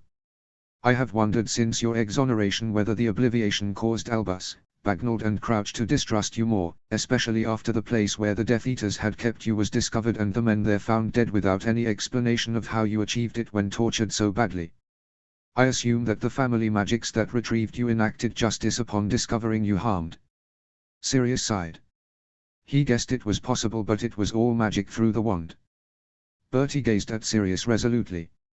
Your ward, your son has an amazing affinity for family magic, a powerful connection. It's almost like he has a familiar bond with the totems. He said. It is fascinating. If you think I'm going to let you experiment on him. Snarled Sirius. No, Bertie held up a hand in supplication. I didn't mean that. He is a child and shouldn't be subjected to experiments, I agree, but you have to admit, on an intellectual level, it is fascinating. You sound like Remus. Sirius said dryly. Bertie smiled. I take that as a compliment. If it weren't for the werewolf laws, I would look at stealing him away from you. He wouldn't leave Harry either way. Sirius said confidently. No, I guess not. Bertie said. My reason for showing you this memory is to give you fair warning that now Harry is a position where he is the recognized heir of the House of Black and he has control of the House of Potter's magic, that there may be more instances of this type of thing occurring. Bugger. Sirius swore. Bertie nodded. Sirius paced again, considering his options. In some ways Harry having the kind of affinity with the family magics was a good thing. It would protect him, that much was clear. On the other hand, it gave away just how powerful and unique Harry was. And they didn't understand enough about what was going on, about Harry's strange relationships with the totems, whether ultimately it would be harmful for him. "We're coming in next week to look at the prophecy in detail," Sirius began. "I think it might be a good idea for us to explore Harry's affinity with the totems with you. We need to know more if we're to protect him properly. I suggest you do the prophecy next week and I'll get some research started in the meantime," Bertie said. "I'd like to have a theoretical basis on which to start posing questions." Sirius nodded his agreement. "Thank you, Bertie. I'll let you get to your son," Bertie said. Sirius walked Bertie out to the flue. He called Creature briefly, thanking him for his work that day and arranging the clean-up of the study. Sirius finally flew back to Griffin House. He made his way to Harry's room and wasn't surprised to see both Remus and Minerva grouped around Harry's bed, with Dobby sat protectively at the end of the bed and Hedwig on the headboard. He conjured up a chair of his own and picked up Harry's limp hand. "How is he?" "Sleeping peacefully," Minerva said dryly. Sirius smoothed Harry's fringe back from his forehead. His scar was faded, a thin sharp zigzagging line was all that remained, one that Noshi had assured him would fade away completely in time. He traced it lovingly before he sat back tiredly. Dobby popped away and back again with a mug of hot chocolate. Sirius took it gratefully and fortified himself with a sip before he began telling them about Bertie and the memory. "Well, I'll do some research too," Remus said. "It won't hurt to have a second viewpoint." "Thank you, Moony," Sirius said. "I will discreetly check out the Hogwarts library tomorrow while Albus is out at the Wizengamot," Minerva offered. She smiled sympathetically. "I believe Lord Black is going to have a busy day." Sirius grimaced and took a big sip of his chocolate. He let the warmth comfort him. "Well, I should leave you to it," Minerva said, getting to her feet. "Shall we do the vow now, or do you want me to come back early tomorrow?" "It's okay, Minerva," Sirius said. "We trust you not to tell anyone, no vow." Minerva looked momentarily shocked before she gave a brief nod. "You'd better not tell that to Bertie. Try to get some rest, Sirius." She gently tucked Harry's blanket closer and departed the room. Dobby popped off after her, presumably seeing to dinner. Sirius couldn't think about eating something not when Harry was lying unconscious. "This isn't how I thought we'd spend this evening," Sirius said sadly. "We can celebrate when he wakes up." Remus motioned towards Harry. "I know looking at him it's hard to feel like celebrating anything, but today was a good day, Padfoot. He's your son and nobody can interfere with that." Brian was going straight to the Woo with Amelia to register the adoption. And, despite the unusualness of what happened in the blessing ritual, it was successful. He's protected, and that protection is now anchored by black blood and, the blessing of Morgana Le Fay. "I know," Sirius said, picking up Harry's hand again. I want to protect him, Remus, and..." "You are protecting him," Remus said firmly. "He'll be right as rain after a couple of days, well, except for the very probable mortification at passing out in front of everyone." Sirius gave a weak chuckle. "Thank you, Moony. I'll go check what Dob is cooking up and get started on that research," Remus said, pushing out of the chair. "You'll be okay here?" Sirius nodded. "I'm just going to stay and watch over Harry." For a moment it looked as though Remus was going to say something, but he turned and walked away, leaving Sirius with Harry. Hedwig gave a hoot, launching off the headboard to glide across the room to her perch. Sirius stroked a thumb over Harry's knuckles, remembering how he'd done the same thing at the clinic after the scar cleansing, how strangely the family magic totems had acted then. His mind drifted to the fragment of the prophecy Lucius had told him. The one with the power. Was the power Harry's strange connection with the family magics? As he watched him sleep, Sirius promised his son that he would do everything he could to find out. "Thank you for inviting me to breakfast and indulging my curiosity." Lucius patted his mouth with a napkin and looked over at Severus Snape coolly. "Your curiosity or Dumbledore's?" There was a hint of amusement on Severus's dark eyes. "In truth, his, of course." What possible reason would I have to care whether there's a new Lord Black? He sneered before his sallow face grew contemplative. It did give me a needed excuse to see you. Lucius tossed his napkin down and picked up the finer cup filled to the brim with the best coffee money could buy. The mark is getting stronger. Yes. Severus said simply. Shall we dispense with the usual song and dance? Lucius asked bluntly. Severus blinked, as much surprise as the Slytherin had ever allowed himself to show. Dispense by all means, Lucius. He's not dead. Lucius stated. No, Severus agreed. Dumbledore has been aware for some time that he is not. He lives as a wraith, out of body, but alive. Quirrell, asked Lucius, careful to make this tone careless. I believe the Dark Lord possessed him, although I did not know it at the time. Severus admitted. Potter drove him away again. Lucius commented dryly. He took a sip of his coffee, enjoying the bitter aromatic flavor that danced over his tongue and the sour expression on Severus's face. I assume the diary was a way for him to return. Severus countered. Dumbledore refused to share anything about it with me. Lucius nodded. He didn't share that it wasn't the only trinket. Severus didn't need to know that, and certainly it was something Lucius didn't want getting back to the Dark Lord that could be traced to him. Potter stopped that attempt too. He said in reply. Severus's left eye twitched and Lucius hid his amusement by focusing on his coffee. Potter was Severus's weakness, as much a thorn under Severus's skin as the boy's father had been. Really, it was too easy. And now the mark is darkening. Lucius returned to the original trigger for the discussion. Obviously, the Dark Lord gains strength. Pettigrew escaped at Hogwarts. Severus informed him.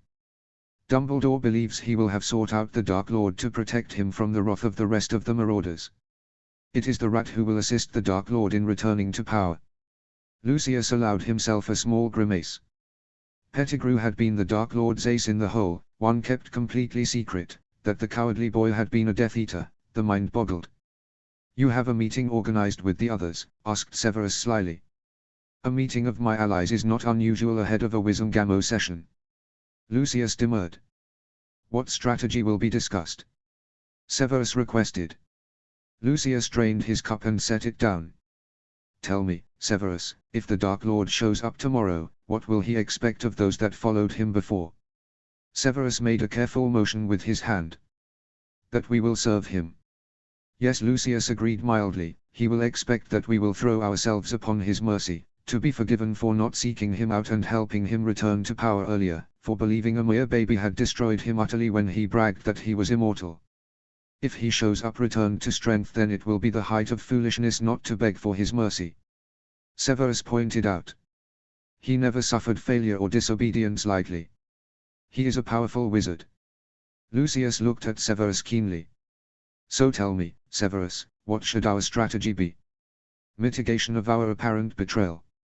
A very public show of support of some kind, Severus surmised, a spot of muggle baiting, perhaps. The Quidditch World Cup would lend itself quite well as a stage. Wouldn't it? Lucius mused. And in